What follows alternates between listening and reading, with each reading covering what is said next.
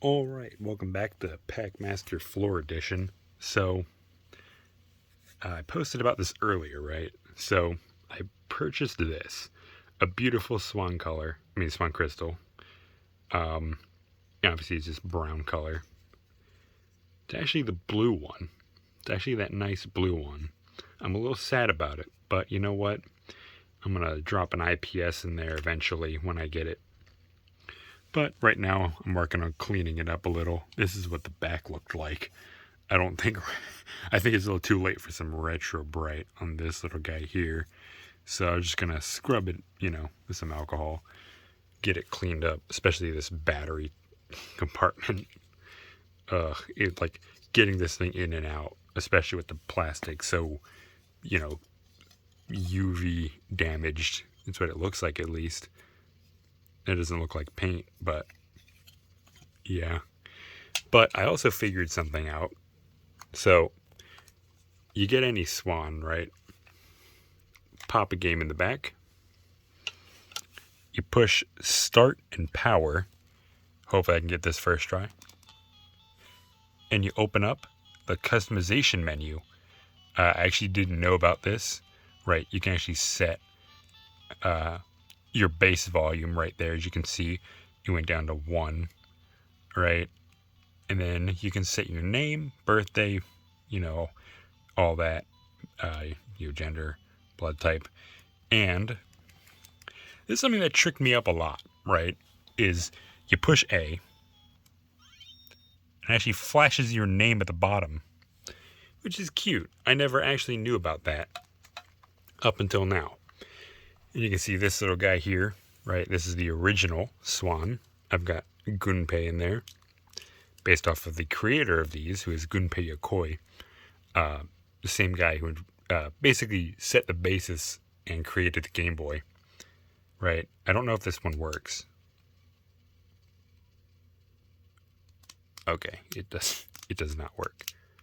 Damn. Like you can see it. I don't think you can. But you see it, little speaker, right? So she really needs a new screen. I just wanted to show you guys that for now. But this is, I think, the skeleton green one. There are a bunch of different colors for these. They're very fun. But this is kind of a technical part too, because I think this one, let me see. I'm pretty sure these released, 98. It says copyright Bandai 1998. So this came out when I think the Game Boy Color was out. And then like a year or two later, in 99 or 2000, the Swan Color was released. I have a couple shells for those. Unfortunately, all my boards for my Swan Colors are all shot right now. So, yeah, a little unfortunate, but yeah. And then these guys, I think, came out in, what's it say there? 02. Yeah, so these came out around the same time, if not a little bit before the Advance did, trying to be a competitor. And then, they had a bunch of games for it, especially Squaresoft. Squaresoft wanted to really push these guys. So they did things like Blue Wing Blitz, Wild Card, Final Fantasy 1, 2, and 4. And then they did Romancing Saga. They did a bunch of other games too.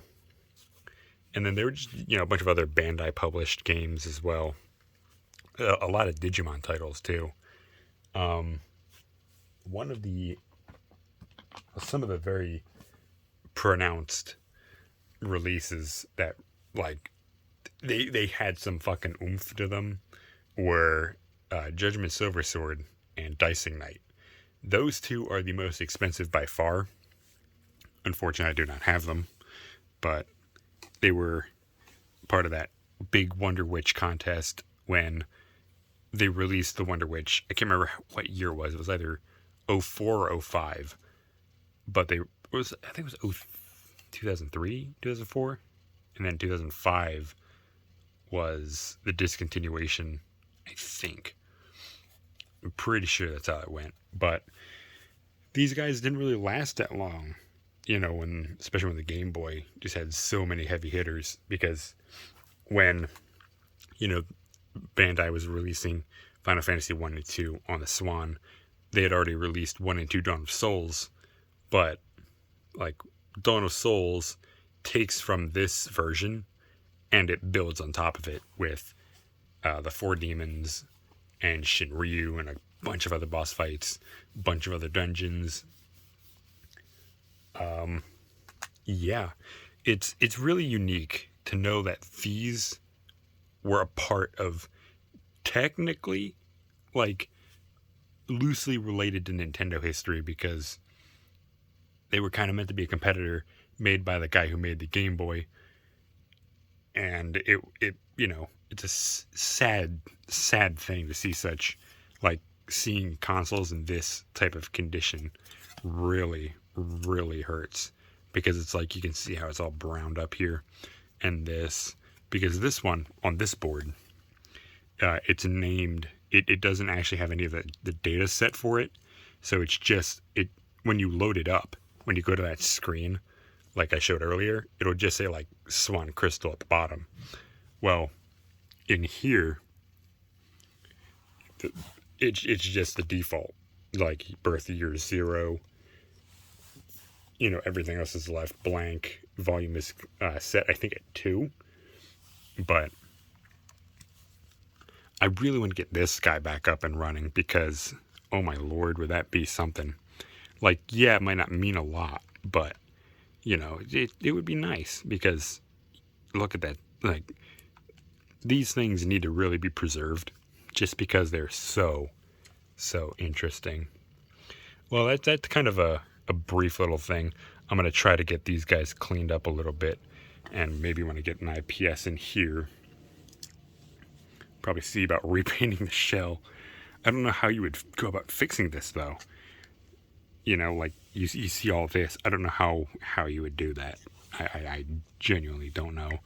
I would probably try to take like a snippet of that, like this color, and go to like, hey, you know, some random, maybe like a, I don't know, like some place that sells paints, like small miniature paints for like Warhammer, and go like, hey, you guys have anything that would fit this?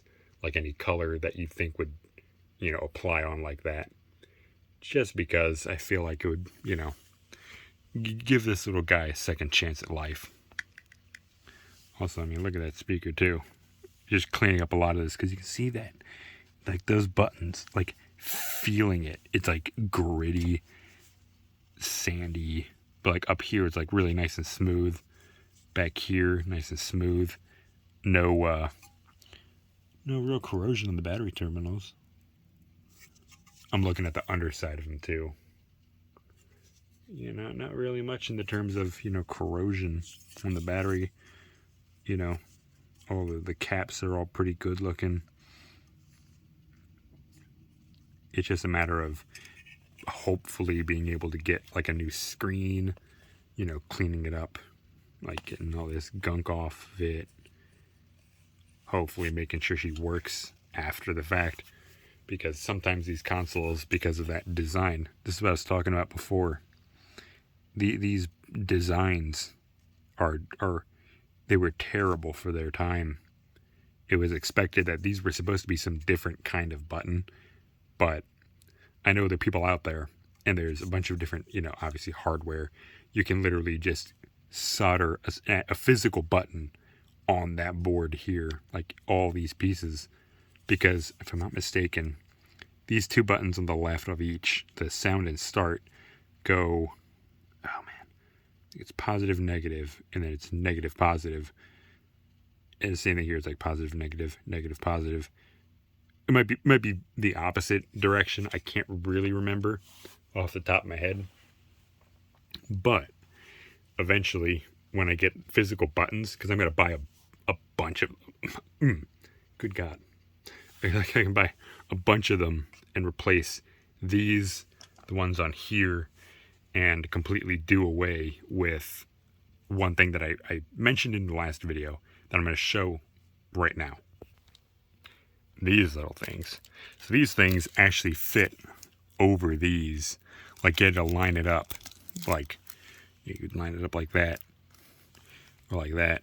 I can't remember if these were for the Swan color or the crystal, or if they were like universal. But these worked for a little bit. I think I peeled them off of that one. And I threw those ones away just because it wasn't working. So I'm going to wind up mounting physical buttons on here and there eventually. And just in case if anybody was really wondering, I do have a limited edition Final Fantasy color shell. But again, I don't have the board. So if I find another one, I might actually just, if I find a decently priced one, I'll probably buy like a glass one of these. I might buy glass for this one too, just so I can, have a better looking one. But yeah, this is the original color shell. I have all the buttons.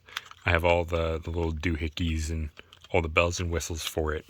Because I know these keys, as you can kind of see, have little plastic caps on them. And this I was talking about, where it kind of goes in that from yellow to orange, as you can see there. You can kind of still see. I'm going to like try to.